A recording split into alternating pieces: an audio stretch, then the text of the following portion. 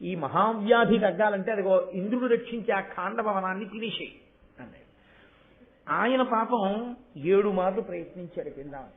7 మాటలో 100 మేఘాలు పంపించి వర్షం కురిపించేవాడు. చల్లారిపోయేది అగ్నిహోత్రం. ఇటు కడుపు బాధ తీరదు, ఎదురుగుండా మందుంది, వేసుకోవడానికి లేదు. కాబట్టి ఆయన మళ్ళీ బ్రహ్మగారి దగ్గరికి వెళ్ళాడు.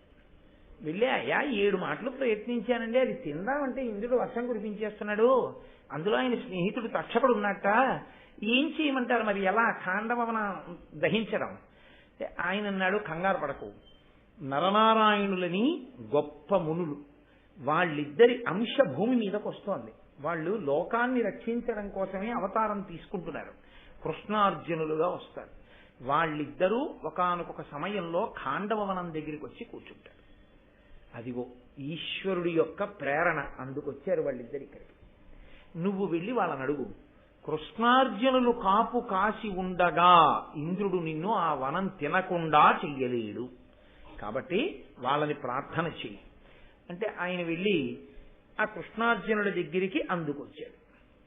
వచ్చి, అయ్యా నేను ఆ ఖాండభవనం అందుకు తినాలనుకుంటున్నాను, మీరు వెళ్ళి అదేమిటి తినేయడానికి అభ్యంతరం ఏమిటి, తినేసేయండి అంటే తినేయడం సాధ్యం కాదు. ఇంద్రుడు వచ్చి వర్షం కురిపిస్తాడు, ఇంద్రుడి నుంచి నన్ను రక్షిస్తారా, ఆ వర్షం పడకుండా కాపాడుతారా? మీరు అలా కాపాడితే నేను వెళ్ళి తినేస్తాను.